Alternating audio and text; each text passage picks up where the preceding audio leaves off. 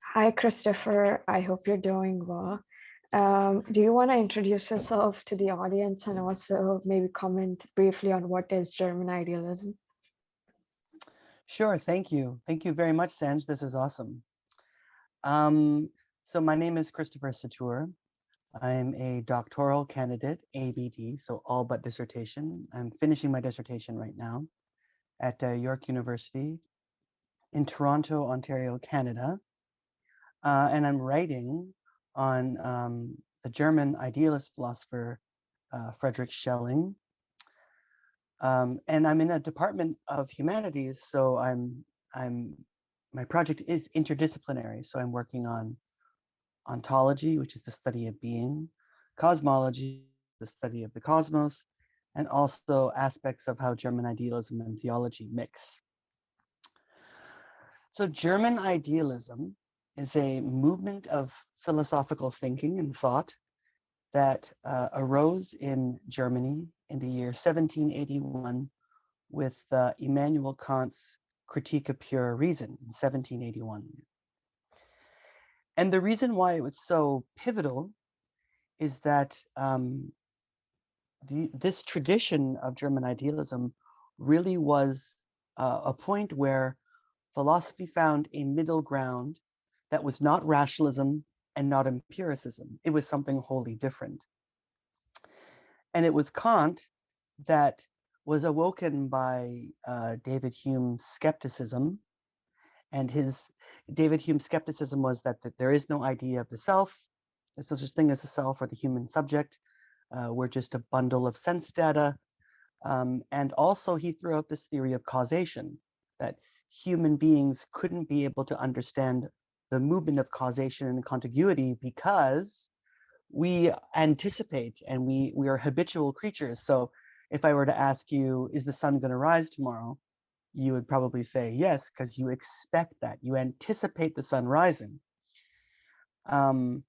So this woke up Kant. Kant being at the time, he was an anthropologist. He was also, dabbling in physics. He wrote a brilliant paper on the nebular hypothesis, which blew everybody away. And he decided that he would jump in on this project. And at the time, he was reading early modern German philosophers like Christian Wolff, who was a philosopher that followed after Gottfried Leibniz, and Baumgarten and some other thinkers. And really, when Kant took on Hume, he also took on Leibniz and English American thinker, English thinkers, not American thinkers, English thinkers like Locke. And his approach was to create a kind of transcendental logic. For him, we can have knowledge of the knowledge that we have of the world is only in parts. We never get knowledge of the whole world. That whole world, for Kant, it's something in itself. We can never get to it. And so for him, he created this solution, which was a solution through synthetic a priori logic. And I'll stop using some of the jargon and explain some of the stuff as well too, that the world conforms to our human understanding. So the world conforms to you, Sanj. So you wake up in the morning, you're looking around in your room, and that room conforms to how your mind breaks down the experience of your room. So your brain or the faculties break down the fact that you have a door behind you, that you maybe have a bed or a lot or drawers or something. So you see that as quantity. There's quantity of objects that fill up space. And then there's also qualities to them. There's colors, there's textures, there's sounds. And so all of this is part of how the mind synthesizes what he calls apperception.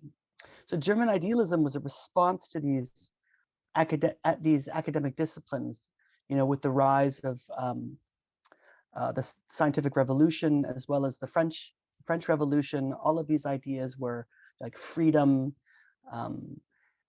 the soul, and God were all up in the air. So Kant really is revolutionary. His project was revolutionary, and it started this. And so thinkers like Fichte and Schelling and Hegel are really post-Kantian in the fact that they're responding to Kant, but they also break away from Kant as well. Hopefully that wasn't too long-winded. No, that wasn't that was perfect.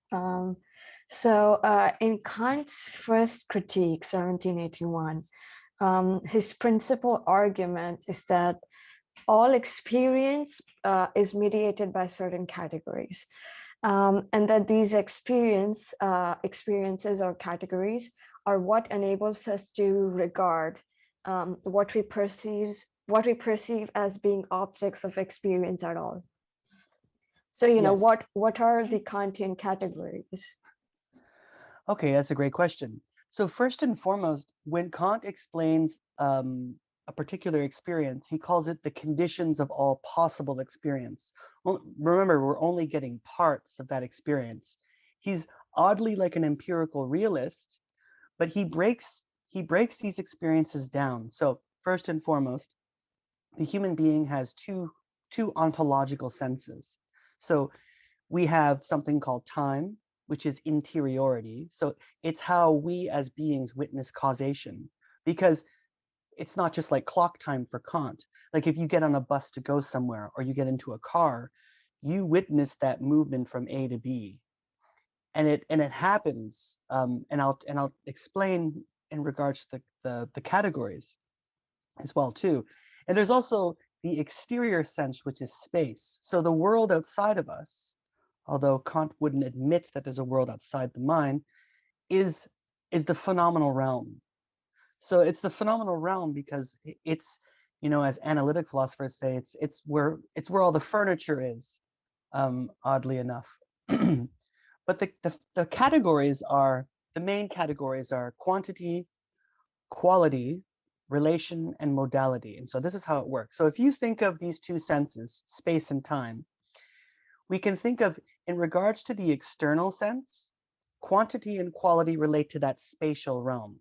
So the fact that there are numerous objects around you, quantity, he calls them, they fill up space, they have magnitude, and quality in the sense that they have texture, colors, they have intensities, so you can hear music. And this relates to the phenomenal realm. Now, in regards to the internal realm, so time, we have something called relation and modality. And relation relates to how these objects relate to the conditions of all possible experience. So the fact that I have a coffee cup here, that I understand, I can intuitively understand that it's in front of me and I can drink from it, although that's a little a priori knowledge there. But and modality is how we think about these things. So all of this is happening and being synthesized by a higher process called apperception. So it's basically like the transcendental eye. So he takes Descartes' cogito and he makes it the equilibrium point of consciousness. I don't know, am I using too, am I getting too in the Kantian, am I No, too no, sucked no, into it's the Kantian perfect. world? It's Okay. perfect. Categories, it seems to me, are like forms which we think, and that they are generated by thought itself, and that they are further used to understand or interpret sensations. So Kant also claims that objects are given to us in intuition. So what does that elucidate? So any formal object that we think about, so we have intuitions about them, but that object itself has a concept. There's a concept that relates to how we understand it. So these concepts have content that are broken down by the faculties. So if we go back to my coffee cup, it's broken down through these faculties. Number one, it's quantity, right? It's one. It's quality, it's color, it's texture, the fact that it's hot, the relation of how I am related to it, I'm drinking it, and how I think about it, the fact that in a podcast talking about a coffee cup to you, right? So there's these four things that are being elucidated by being synthesized through experience. Now, the problem here for Kant is that when it gets to things like you and I, human beings, and the soul and freedom, something happens.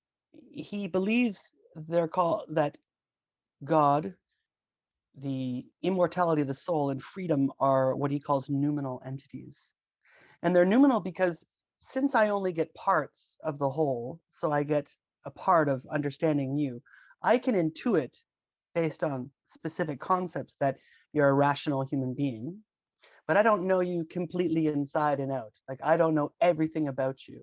So it's kind of like the hand, right? Like you know the hand is made up of bones and muscle tissue and there's blood, but you only know how the hand is related to you. So you can pick up things with your hand, etc. So this idea here, this noumenal entity that he relates, he realizes that the only way that we can understand certain things, the things in themselves, like freedom, is through practical elements, praxis. So we can experience freedom. It's not an empirical concept for Kant. There is some concept to it, but it has no content in the sense that we need to practice it. So this is what makes Kant a deontologist, because freedom has to be imparted by your duty. You have to be dutiful to it. So in order for me to practice freedom, I have to respect you as an individual. I have to see you as an end in yourself and respect you as a human being. And that's all a part of the grasping of freedom for him. But when it comes to God, he says, there's this element where we have to make room for faith here. This is his kind of Christian element that he'll say, with the starry heavens above me and the moral law within me, um, he makes room for this super sensible entity, aka God. But he realizes that reason, reason can make us think anything. So, I have little nieces that love the Vampire Diaries and Twilight and all of this stuff, right? And as the older that you get, you realize that vampires aren't real, and bats and all of this stuff, turning into vampires aren't real. But there's an idea of that, right? There's a concept of vampire. So this is what Kant is trying to get at. The fact that reason can make us leap outside of ourselves to concepts that we have intuitions of, but there's nothing there. So does that mean that they're noumenals as well too? No, so Kant makes a limitation here. There's a limitation of knowledge here. So this is what he means. Not that vampires are relatable to the human soul, but just that there has to be a limitation to our knowledge when it comes to these things in themselves. That's very interesting. I suppose that he meant that what is given to one is not an object. What is given to one has to be thought as an object. And that element of objectivity as opposed to the immediacy of being is that element of objectivity which is supplied by the categories. Yes. That's a long-winded thought, but seems very fitting. No, but your background is cognitive science, right? I remember you talking in a space about you being interested in neuroscience and cognitive science and stuff like that. So I can see you thinking this through. So that's interesting as well too. Yeah. Oh, yeah, thank you. So, like, I think it was McDowell who said that experience doesn't come in stages. That is, we don't get the intuitions, then think of them. We think them as we receive them. So, can you like comment on that? Like, what does that make you think of? Wow. It's been a while since I've read McDowell. Is this McDowell on Kant? Yes, yeah. Well, I see. Okay, so there's a famous, one of my favorite Kantians, um, uh, Beatrice Longuinese always says that there's a through line of experience, like there's a whole process that goes into all of this. It kind of means that I think of it like this, and a lot of Kantians don't like this, but this is the easiest way to explain it. It's kind of like, picture your laptop. You open up your laptop when you buy it, and it's already pre-hardwired, right? Like you can turn it on. I'm a PC user, so like Windows comes up or something, right? But the faculties are already there for the computer to turn on. So the statement about this idea of experience is Kant's whole idea that everything is kind of already presupposed. It's hardwired already within the faculties of the mind, and that in a sense that you know that that knowledge is this big process of our intuitions responding to how the world conforms to just our basic experience, is pretty much how I would interpret that. But this idea that there are hardwired faculties, that it is already hardwired, presupposed, and this is him attacking, Locke's theory of the tabula rasa, you know, that we're a blank slate until experience happens. Kant doesn't like that idea. He thinks that doesn't make any sense. Um, the fact that Hume thinks that we're a bundle of sense data, Kant would reply, really? So what's doing the bundling and what's maintaining all of the written notes down for the tabula rasa? So that there's a kind of hardwired innateness going on in regards to this whole process. And it comes down to Kant's whole logic. So the transcendental logic is grounded on something called the synthetic a priori. And this is a big concept, but I'll try to briefly break it down. So in philosophy, an analytic statement is when someone says something like, sorry to use this ridiculously overused example, but all unmarried men are bachelors. You realize that if I were to say all unmarried men are not bachelors, there's a contradiction there, because all bachelors are unmarried men. They're synonymous. And the same thing applies with Frege's great example that the evening star and the moon and the morning star are the same. They both relate back to Venus. So the senses are the same here. And if you denied one, that the evening star is not the morning star, then you're in contradiction. Kant does something a little different. Kant says, like, within a synthetic statement, the senses can be different but still have continuity.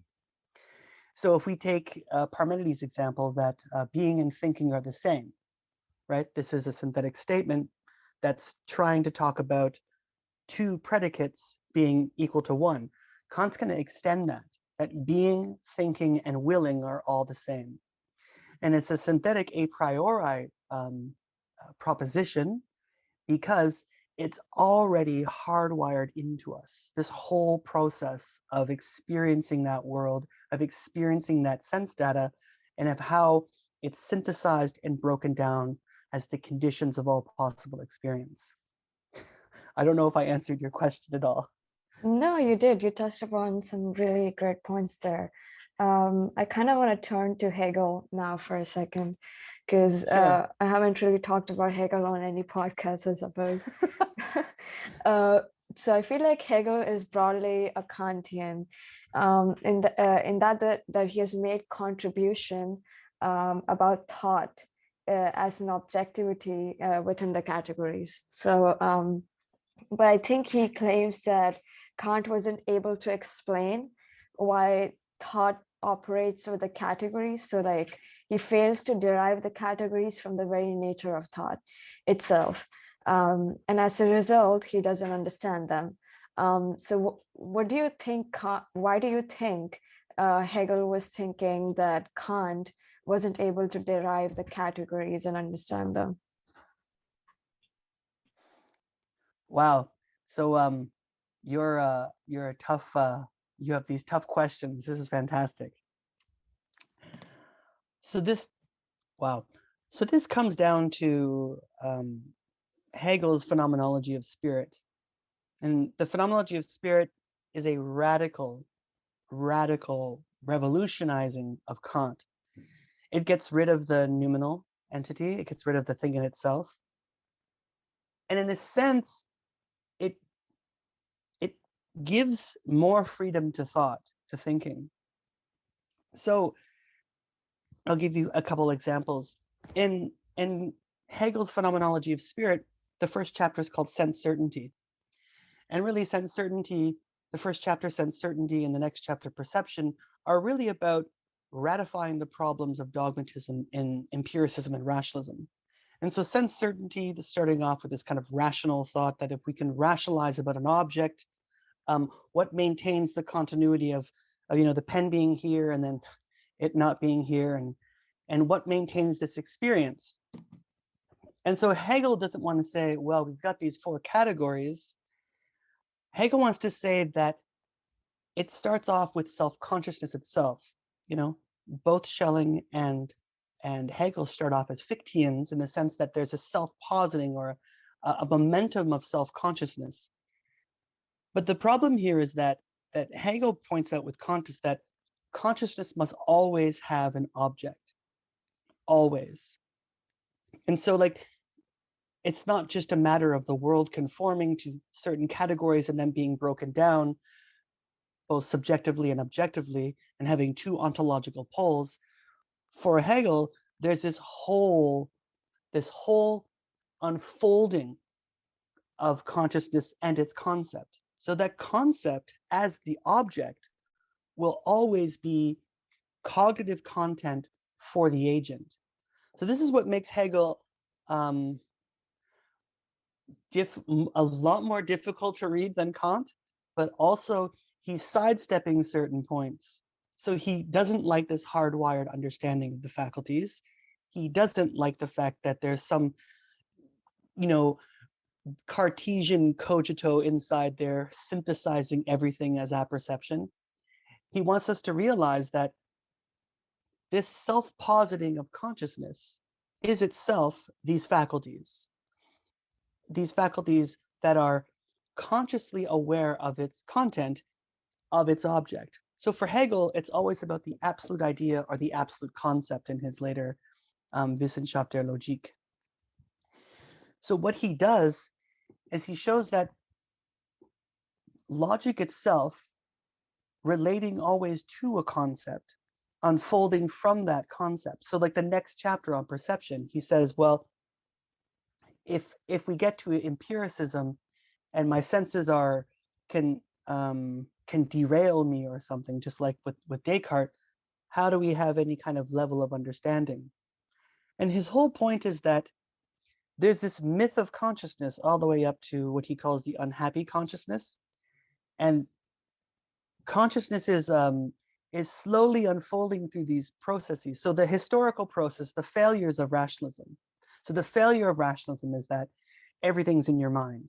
You're either going to be a stoic, you're either going to be a solipsist, meaning the world is stuck in your mind, or you're going to say that God does everything for you. So he says that needs to go. Or you're going to be an empiricist, where knowledge is only grounded a posteriori. So knowledge is only grounded through your experience, and that can't work as well.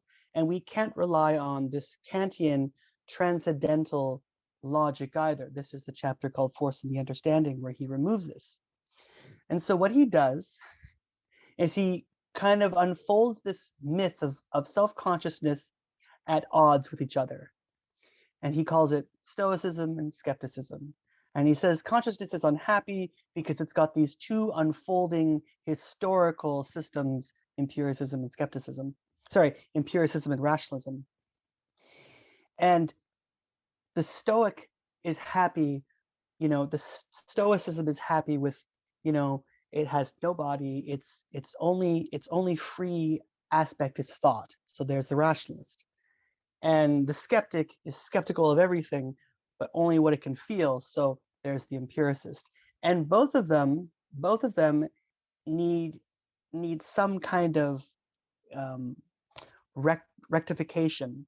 And so for Hegel, this is where this is where the kind of unfolding of Christianity comes in. The cognizing of consciousness, having this moment of recognition. So us knowing in part the processes of consciousness. I think I'm like going all over the place here. I'm sorry. No, no, you're quite on a chain of thought. I think Hegel claims that in order to understand those Kantian categories properly, um, is to derive them wrong. So the very process of derivation kind of leads to this realization of the conceivement of these categories. So I think Kant's philosophy basically takes this easy way in finding of in the way finding of these categories. So I think that is why Hegel was being critical of Kant. He thinks that he just doesn't understand those categories that he himself created well. Which, by the way, he just got from Aristotle. Those are just straight Aristotelian categories. But I think the real important point is that even with Fichte posits a universal I. So there's like a universal I that's that's always being self-posited within the agent. Hegel takes that for granted, that happens. But consciousness must always have an object for him. So we can't have this process of hardwiring, or we can't have this synthetic a priori moment within philosophy. That there has to be, and the way that the phenomenology unfolds is it unfolds historically. That spirit Geist, or the Geisteswissenschaftslehre, the human sciences unfold through this historical process from empiricism, rationalism, Greek philosophy that doesn't recognize the other, Christianity, and this unhappy consciousness. And the sole fact of the unhappy consciousness, the end of the unhappy consciousness, is the point where consciousness is able to rationally cognize the other, the for itself and the in itself. And and then we slowly get into his political philosophy. So there's this whole process that he thinks that is the solving, and this is him, not sidestepping, but moving past Kant, because for Kant, you could know the other, but only know them as a noumenal agent, and know them based on how they're willing, how they're doing these things, but not recognize them as how Hegel wants to present consciousness cognizing its object, in this sense, the human agent. I think now I want to turn to your favorite philosopher, Schelling. So Schelling attempted to, let's say, integrate idealism with realism in order to create a synthesis. So can you explain who Schelling was, first of all, and what is an absolute idealism? Oh, thank you very much. Number one, let me apologize for my Hegel. I'm pretty sure I'm going to have annoyed all the Hegelians out there going, look at this Schellingian talking about Hegel incorrectly, blah, blah, blah. So Schelling is for me, one of the most profound thinkers of German idealism. He was born in 1775. He died in 1854. And he was born to a very spiritual, pietist, kind of mystical family that were interested in the mystics like Jakob Böhme, and Oedinger and Hahn and Stor and Bengel, and all of these thinkers that used Kabbalah and alchemy and were interested in other fields of thought. So I'll give you an example. Schelling's father spoke Sanskrit, Hebrew, Latin, ancient Assyrian, and he taught all of these to his son. So at a young age, Schelling was reading, from Homer to Leibniz. So Schelling was really all about knowledge, understanding all of these processes. And in his later philosophy, he has a philosophy of mythology where he realizes that every culture has this call to content, from the Hindus, or the Hindu Kush as it's called back then, to the Persians, to everything. And he doesn't have a classification. There's no hierarchy. There's no, like in Hegel, Lutheran Germany, like at top and, you know, Greece at the bottom. No, everything is leveled because it's the way that content is revealed to the individual. This is a good thing about Schelling. This makes him intriguing. But he gets caught up in, you know, the the passion of the French Revolution, and he gets in trouble. So he translates the French national anthem in Germany at the time, in Prussia, which was not looked upon very nicely.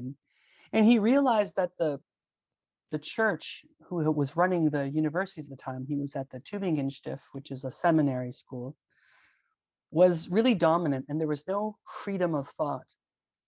And so he started reading Kant, and he became absolutely obsessed with Immanuel Kant. And he also was reading Gottlieb Fichte at the time, who he was a student of. Actually, he sat in 95 and 96 to a bunch of Fichte's lectures, and Fichte kind of took him under his wing.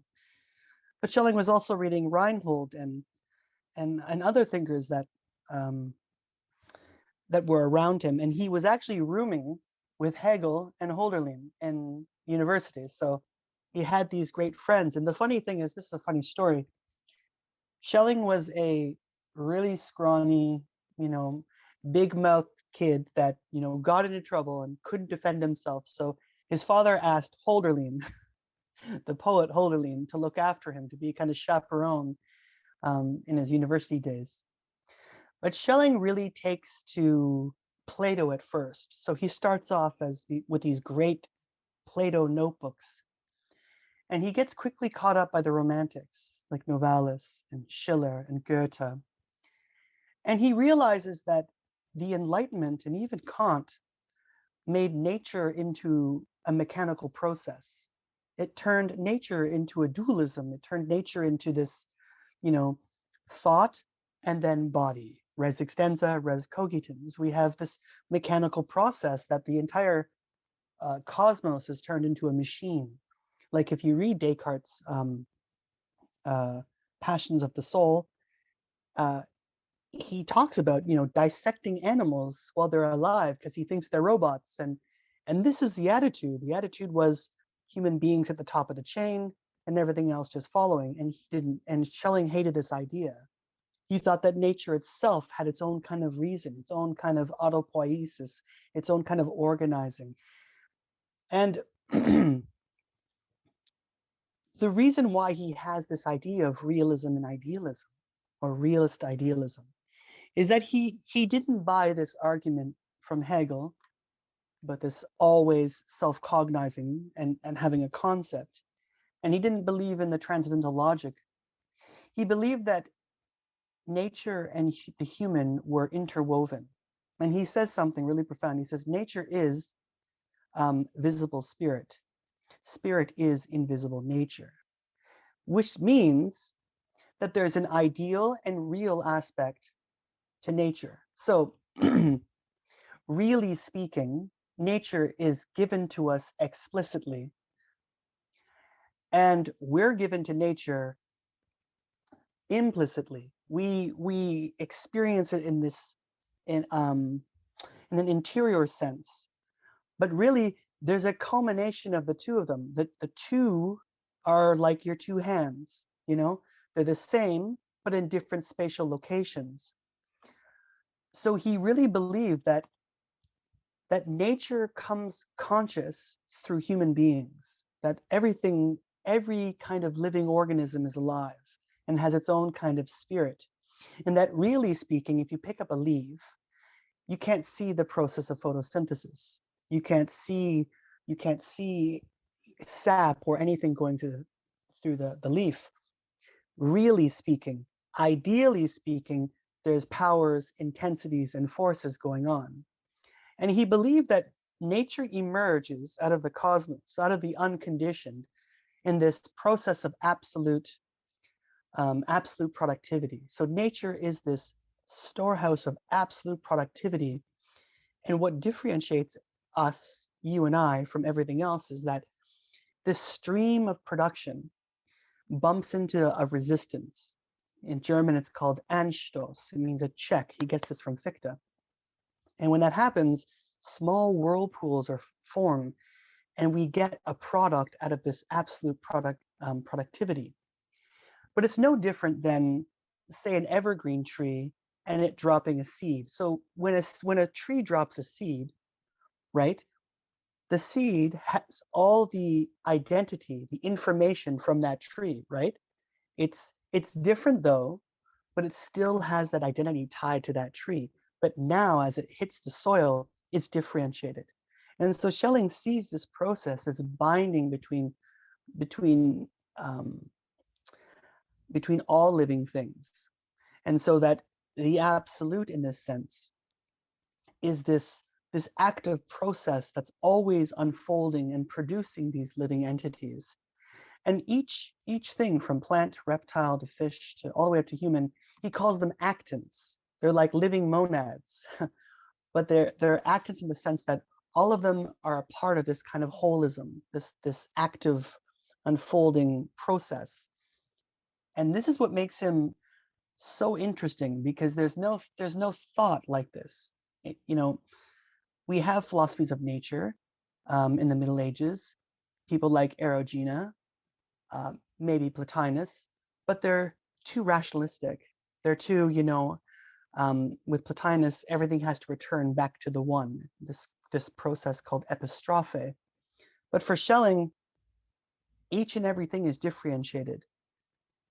It has its own identity, its own different. They're differentiated at all times, and this is beautiful in the sense that And at the time he was listening to Beethoven, and he was getting lost in the forest with Hölderlin, and he was loving nature, and he just realized that nature couldn't be spiritless in this mechanical process.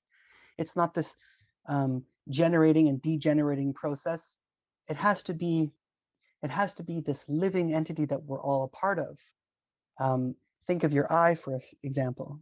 Your eye can be differentiated from every other organism on your body, but just because it's an eye inside Sanj doesn't mean that it's not free or its own living entity. It has its own processes, but it's still a part of this whole and differentiated. So your eye can't be the same as your mouth, right? But they're different entities. I'll get to I don't know if you want to comment now. I was going to move into absolute idealism if you'd like, but Yeah, no, I'll just comment briefly. So, Schelling, I suppose, was best known for his work of integrating idealism and nature, as we were talking about. And it is predated by this strong interest in Fichte's subjective idealism, followed by a thorough inquiry into absolute identity in specifically the context of mystical freedom and mythology. So yeah, that's what I was thinking, and now you can definitely dive into absolute idealism, but also like kind of comment on this mystical freedom and mythology, because it's definitely very interesting. So I'll do the mystical freedom at the end, because Schelling, okay, I'm defending that Schelling has a system right now in my dissertation, but among scholars, he doesn't. He has many systems. Schelling sees his work as parts that make up a whole. So then nature philosophy makes up one part. Hegel loved this idea. Hegel loved the idea of nature being this dynamic process. And Hegel said, hey, look, I love this. We're moving away from Fichte. We kind of have our own objective idealism. And Hegel considered himself an objective idealist up to that point in his different Schrift. But what happens next is that Schelling turns to his more his identity philosophy, and this is where it becomes. This is where his absolute idealism comes in, because his nature philosophy is one thing, but the identity philosophy is the second part of the whole. And so what Schelling was trying to show, in the same way that nature has this kind of real and ideal relationship, is that manifestation of the ideal and the real. So the best way to explain this is a painting.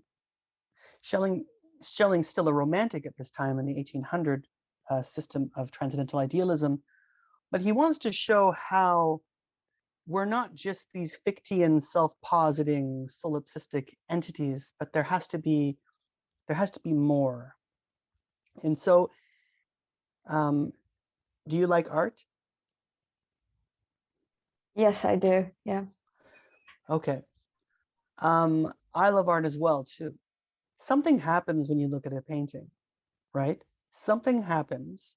Now think about this for a second. It's an object outside of your body that moves you intensely. So it itself is a real. It's this real entity. You're like, yeah, was it? It's this real entity, right, on a wall that moves you, ideally speaking. And so for Schelling, this moment, this mirroring moment of ideal and real is synthesized not by the object and by you, but by the event. The event itself is this process where Sanj and Chris are moved by this experience of the painting.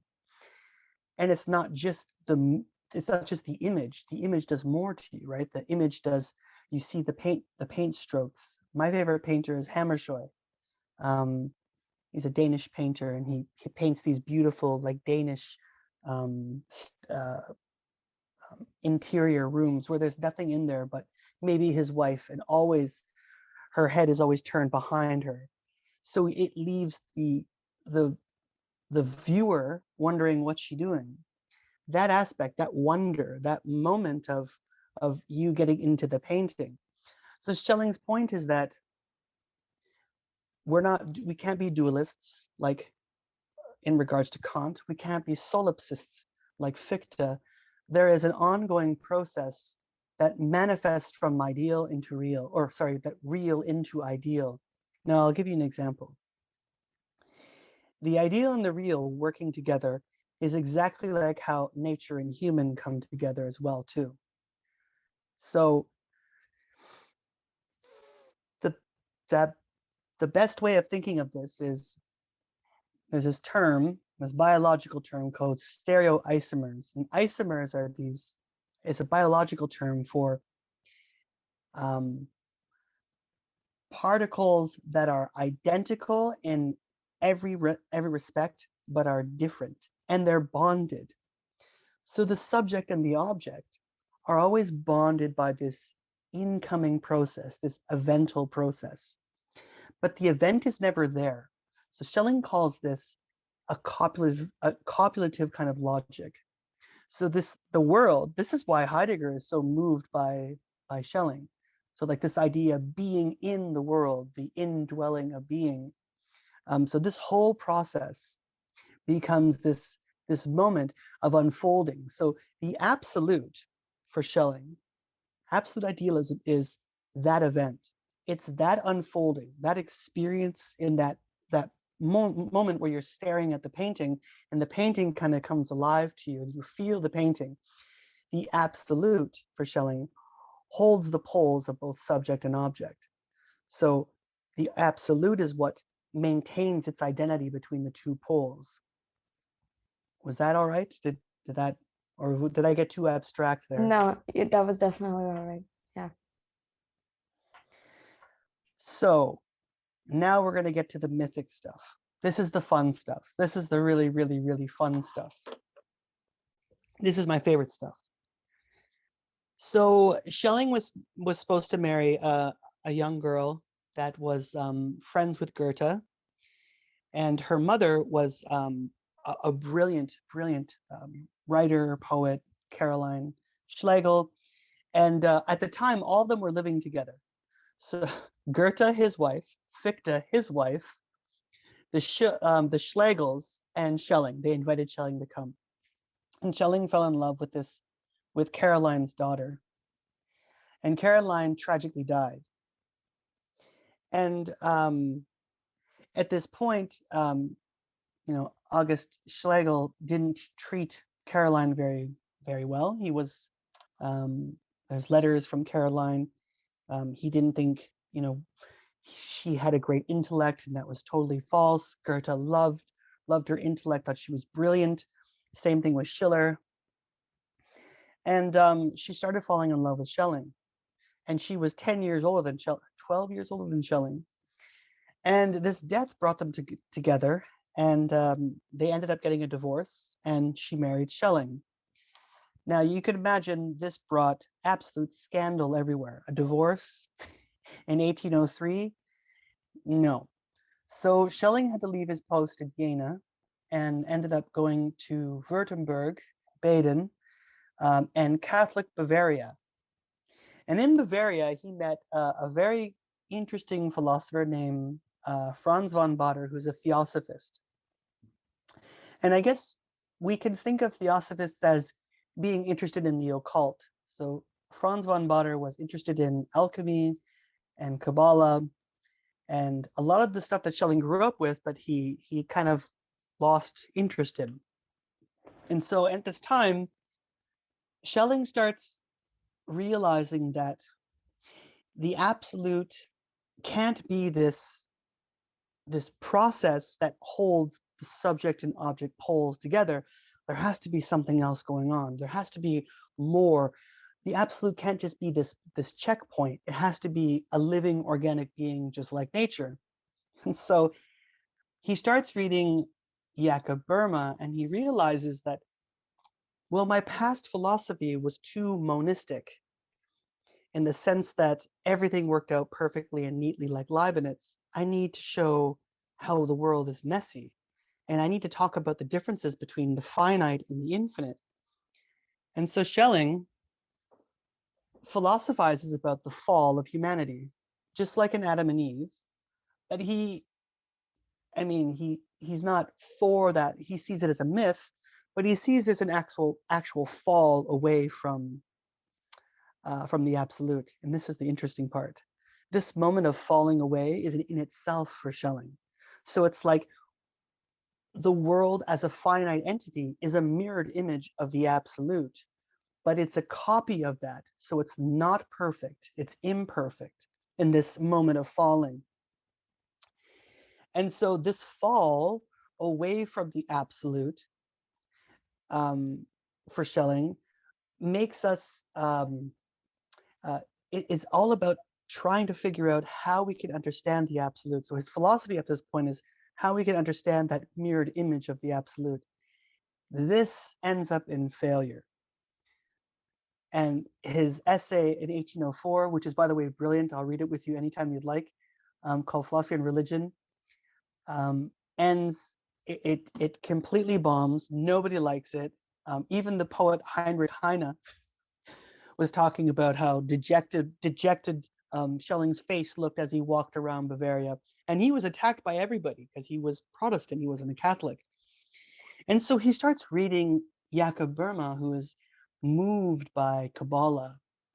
And he starts realizing that if the absolute is this being God, there can't be this falling away. Something has to happen. God has to be alive. And he has this great aspect that God is this self-developing process, that just like in Kabbalah, that God is this like moment of the ungrund, this ungrounded lack, that in its own lack needs to overcome itself. And this lack itself splits and has two principles, light and darkness. And this light and darkness are these two primordial forces that are, congeal in all of the world. And then there's this element of Sophia, which is she's the element of wisdom, that's the partner of God that maintains the element of beauty and goodness. And so Schelling takes this and he begins to philosophize about Böhme's understanding. And so he realizes that instead of having this monistic system, we can understand God as an actual entity, as an actual being, the absolute. But it comes to us as this process of absolute indifference. Indifference because for it to be indifferent, differences can flow from it. So it's like in God's self-development, he produces this ground, or it produces this ground, nature, where we are formed in this primal matter, this receptacle. And in that moment, we are left in the dark because we don't have Sophia, we don't have wisdom. And with this aspect of no wisdom, we are left with this yearning and craving, desire to go back to where we were before. And there's these two eternal points now, two eternal points. So there's the ground of God, God's existence, and there's his essence, which is, that's the ideal, and here's the real, and it's outside, and it's kind of, there's nothing that can bring the copula together, nothing that can bring them together. And so Schelling is mythologizing about this idea that in God's ground, inside God, we can now be different. We can now be free, because we're no longer just in the divine. We are now differentiated from God, sorry. And this whole process of this lack, this Ein Sof, this Ungrund that he gets from Burma, is in all human being. And this is the principle of evil, that evil itself isn't non-being or privation like in other thinkers, that evil is the principle of yearning and desire, of egoity. It's this principle of emptiness, in the sense that it needs to crave and hold on to something like a parasite and a host. And that true, authentic individuality is centered in being, centered closer to something that is aware of everything else, that it realizes it's a part of this process. And so he creates this theodicy, and it's this beautiful, beautiful text, which we're reading, by the way, in our reading group. We're reading the freedom essay right now, about how freedom is born from this lack, how it emerges out of this darkness, and that even when this ground dissipates and spirit is born in this mythology, that there's always this dark ground of spirit everywhere, that every human being, every living entity has this darkness in it. So when a weed comes up and suffocates a flower, it's this dark element. And I like this because it takes away this whole morality and value level to something. You know what I'm saying? So it's not like we're all born in sin. We're already born in this process, this kind of this infinite lack that is differentiated and has its own decisive power. And real freedom is not like Kant practice. It's willing. It's, primal being is will. So you decide your own fate. Nothing is determined. You are truly free. Sorry, that went on. That was very long-winded. No, but that was very concise as well. I like that you were talking about a bit of Schelling's history at first with his friend group. So I think at the turn of 19th century, Fichte Schelling rejected Fichte's solipsism. And he created this premise that the world exists simultaneously as both of the mind and as an expression of the mind. So how and why does he come to this conclusion, I suppose? Well, that's funny. He gets this from Hölderlin, the poet. So Hölderlin writes this fantastic book called The Hyperion. And Schelling was deeply, deeply just, you see, when Fichte read the nature philosophy, he hated it. Because for Fichte, nature is the not I. It's nothing. So I'll give you an example of Fichte's philosophy. If you are a being, what makes you a being is your continual resistance, the continual resistance against you. So you have this self-positing I, and you're aware of the world because the world is not you. So the coffee cup is not you. It's not Sans, right? Or it's not Chris. So Schelling hated this idea, and so did Hölderlin, because they're both romantics. They're both understanding. They want to think about nature as this flourishing process. And Schelling realized that there's something to Fichte's identity philosophy. So the identity philosophy, this logic of which we were talking about, bonded by the copula, like two sides of your hands. I don't know why I keep doing this. I apologize. He likes this idea, but he wants to give more to the objective pole, right? So there's a subjective pole and objective pole.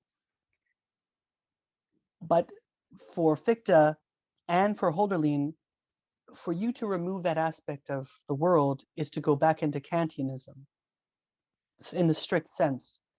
Either there is no world and we're back in a limiting of knowledge, or there is an external world and we need to go out and investigate this. And this is the final breaking moment.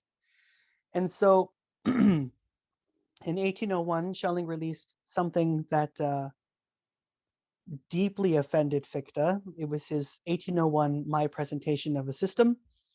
And in it, he follows Spinoza, believe it or not. He follows Spinoza's kind of proposition corollaries and demonstrable demonstrations.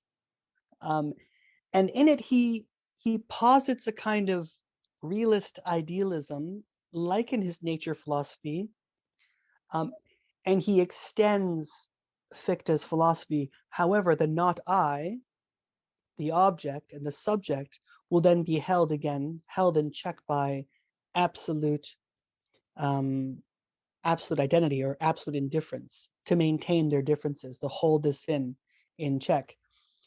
And then he gets into the freedom essay and he removes this whole theory. But this deeply offended Fichte.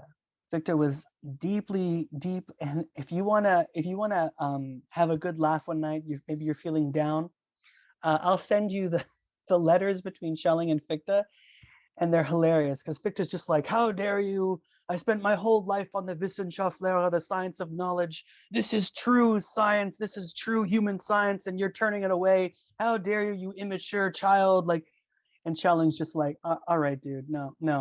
I like Beethoven. Go back and listen to like, what I don't know, some ancient Renaissance, whatever musician. It's so funny. It's like us talking to our parents or something, and he's just going, no, I'm going to do my own thing and create my own philosophy and theory. And he breaks away too, and so does Hegel. Hegel breaks away from this Fichtean philosophy, and Fichte is actually fired in 1799 from Berlin for threat of atheism. And but he continues teaching. He continues, teaching in these private seminars and stuff like that. But Schelling moves on. Schelling actually had a really sad life, actually. Hegel turns on him in the Phenomenology of Spirit. He calls this absolute indifference, the night where all cows turn black, because he thinks there's no differentiation between subject and object. He thinks everything is just this kind of melting pot, this hodgepodge of everything. And he never understood the logic. And the whole world picked up on this, like all of Prussia picked up on this argument, and he eclipsed Schelling, and Hegel kind of moved onward. And at the time, before Hegel was famous, Schelling gave him his Jena post in 1803 when he left with Caroline, and was sending money and giving him tutoring positions. So Schelling felt it a really big backstab. And then of course Gerta and Schiller all surrounded Hegel, and he kind of felt like alone.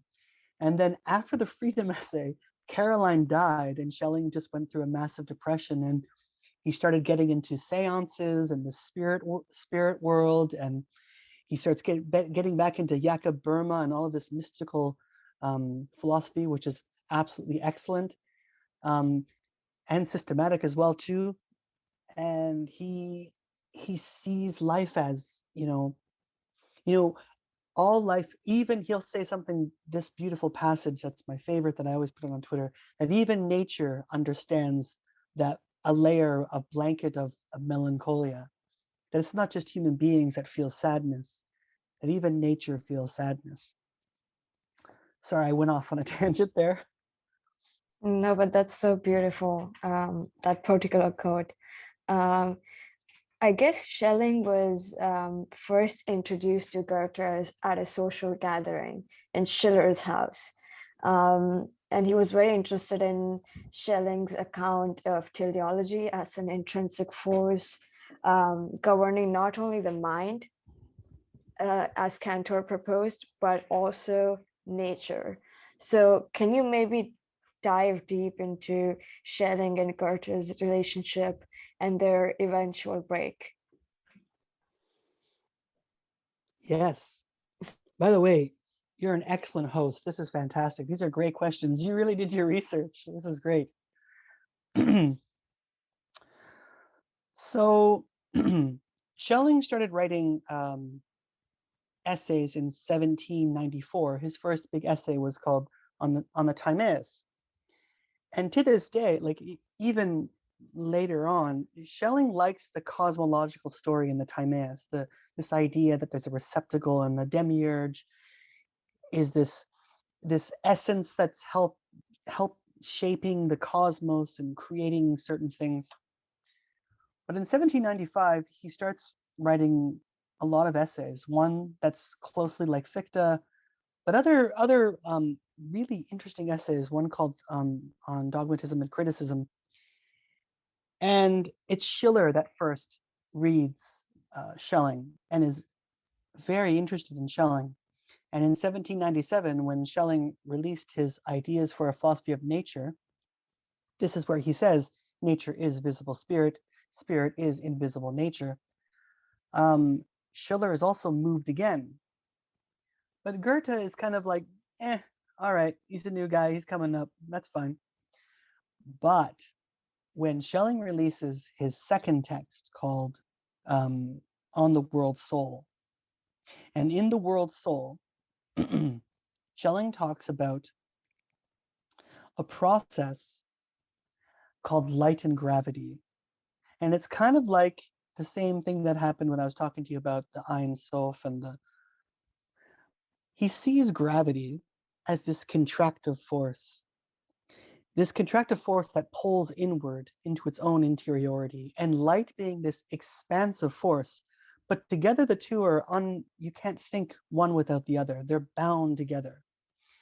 And so Schiller showed this essay to Goethe in 1798, and it moved Goethe completely, because at the time Goethe had also published work on colors. He had a theory of colors.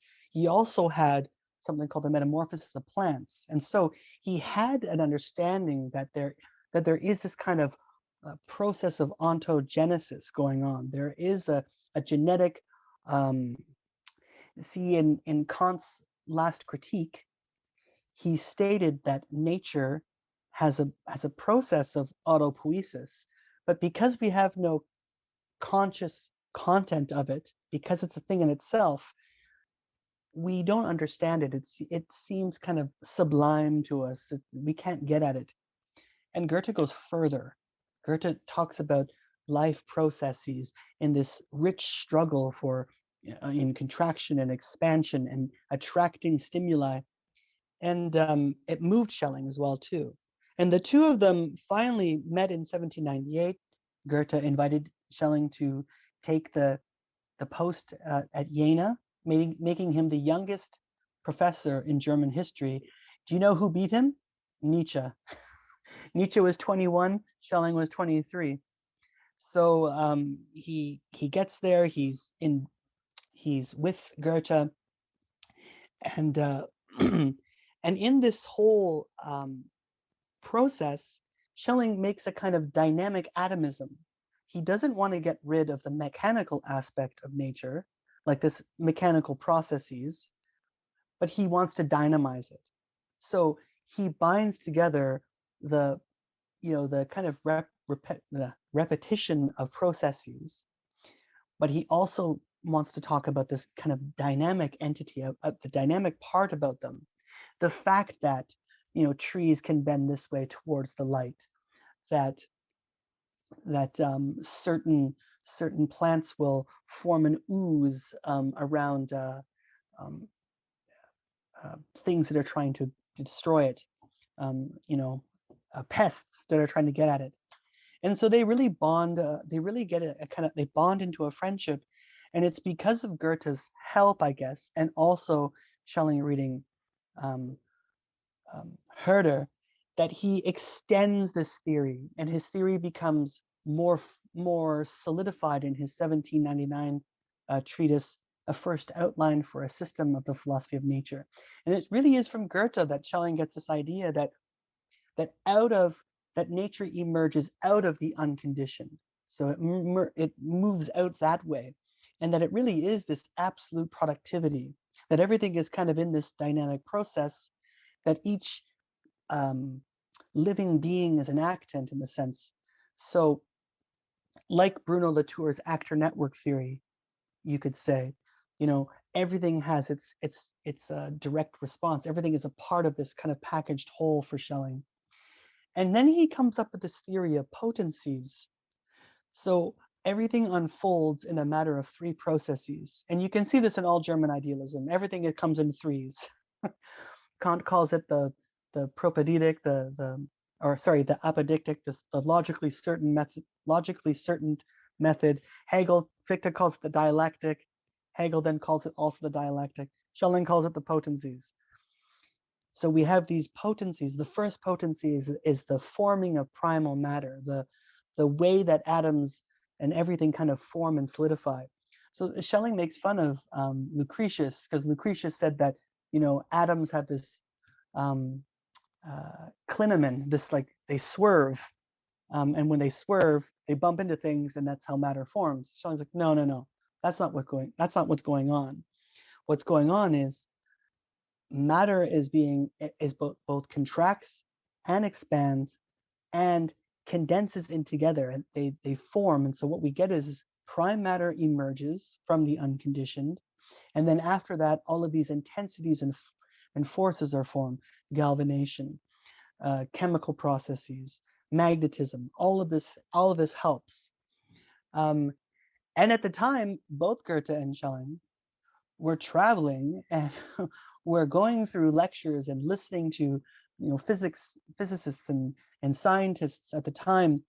And Schelling called this philosophy speculative physics, because he was being speculative and philosophical about physical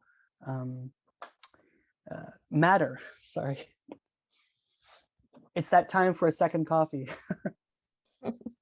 Never too late for a second coffee.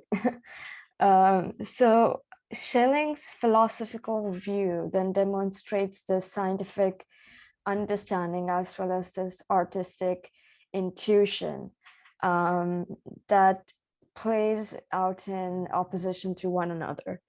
So why does he think so, I suppose, would be a good question. Good point. Well,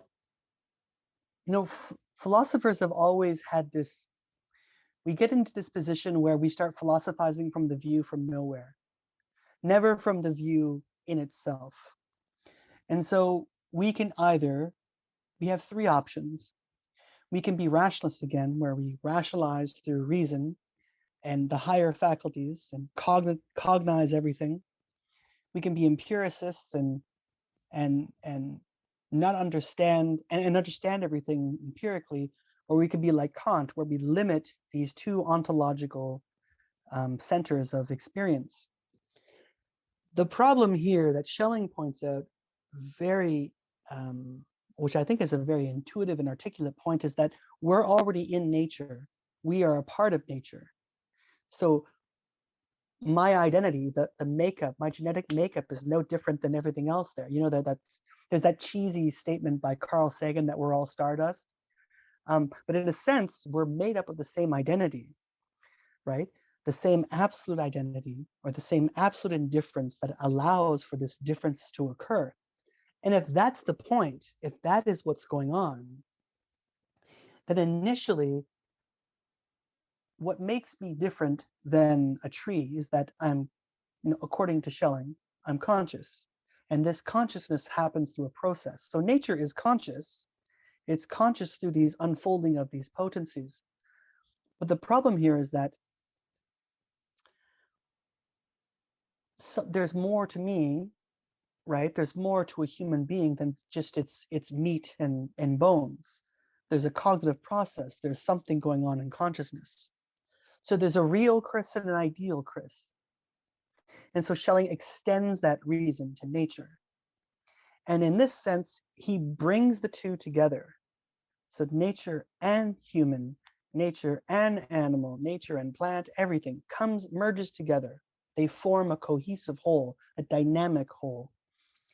And in that, it's like if you were to, if we could do this, let's say we have this magic wand, we can cut me open, you can see what makes me tick, we can see consciousness.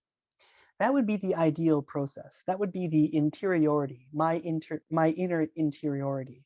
And my exteriority is my body. So Schelling says the same thing must happen at this dynamic level to even to trees. So if we cut them open, we see its real content, but then we'd be able to see the forces and the intensities that make this a living entity. And that he holds this distinction of the real and the ideal. I always wondered if Lacan had read Schelling, because Lacan has this real and ideal as well too. And there's a philosophy of unconsciousness as well in Schelling as well too. It's interesting. He was one of the first people to posit the unconscious. So the funny thing is that if nature is visible spirit in the sense that it's real, and spirit is invisible nature, then it is both real and ideal at the same time, just like human beings. So we are enmeshed into one kind of fold. And I saw that you're reading Deleuze, so you should know that he sees the world as folds, and so does Schelling. Schelling sees everything as folded, and that real lines of flight or real dynamic processes are unfolding. So when something is constricted, I'll talk in Deleuzian sense for you, when something is constricted and it's held in check, Deleuze calls this a process of, oh my gosh, I'm blanking on this. It's like a tree. He calls it arborescence. It breaks off lines of flight. Schelling says the same thing. If something is restricted, it has no freedom. And freedom is the alpha and the omega of all philosophy. It needs this capacity to expressivity. And so nature must have that as well. And so there's this dual process that's in all individuals, even plants as well too. And me who loves nature, I love this idea because I think trees and plants and animals are all conscious. I think they're totally conscious on maybe a different level than humans, but still conscious. Yeah, I think the same. I think it's very plausible. I just hope that the scientific community at some point just makes it the fact that these trees and things are actually conscious. So to conclude, Schelling argued that the subjective selfhood addressed by Fichte and the infinite substance of Spinozism are identical. So Yep, why and perfect. how? You said it perfectly. Why and how? Why and how? Whew. Tough questions. Well, in a sense, it's the same. In a sense, it's the same kind of. Well, number one, he is a Spinozist for a very long time, and he is a follower of Fichte, and he does think that he's a part of this tradition of German idealism. So he wants to work with the tools that he has, meaning the theories that he has.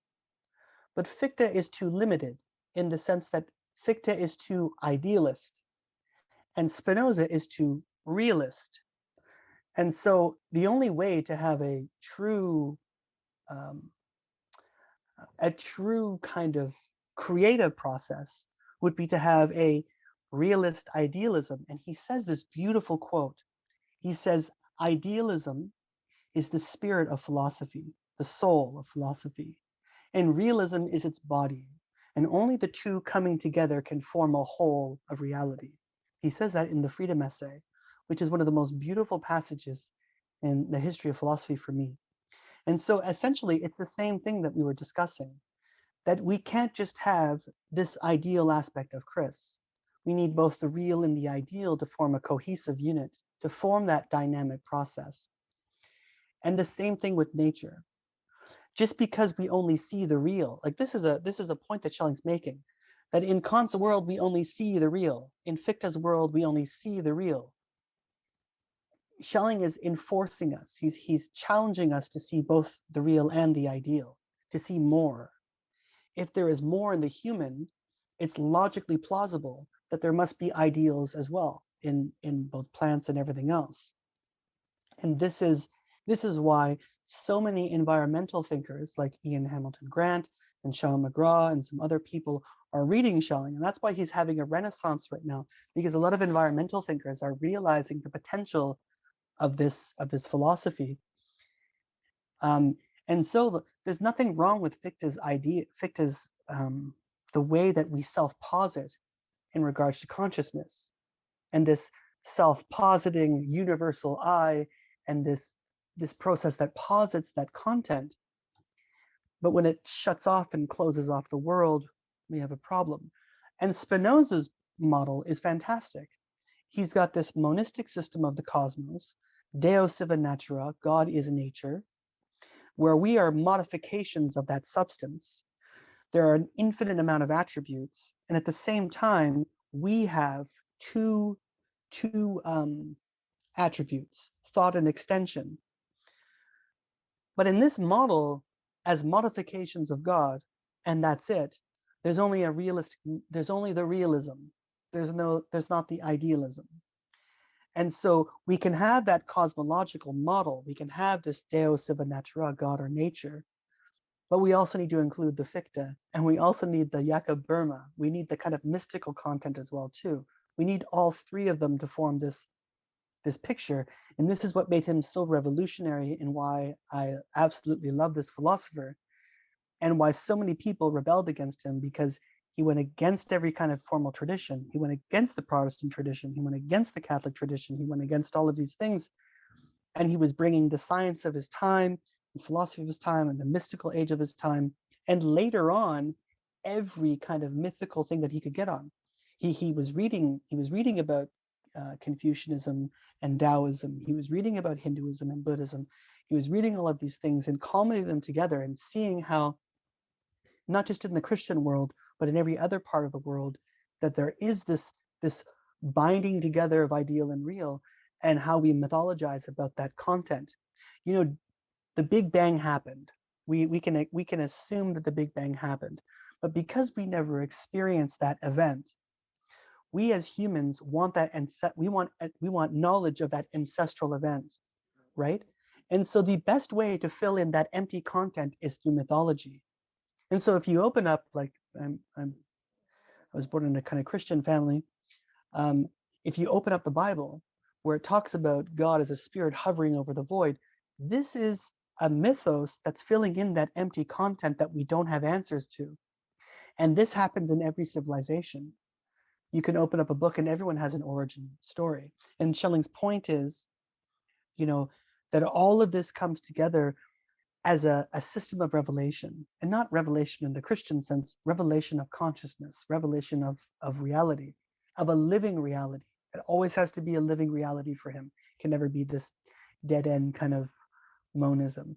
But that's the best kind of answer to think about, that it's both a realism and idealism synthesized together. It's like having the best of Kant, the best of Fichte, the best of Hegel and Spinoza all into one, with a little bit of the Jakob Burma in the background, and Kabbalah and alchemy, and having this fantastic model. I think that's my answer, I guess. Sorry if I'm a little vague or anything. No, you weren't vague at all. I'm always fascinated about the synthesis of realism and idealism. It's deeply very intriguing, and a beautiful thing to think about.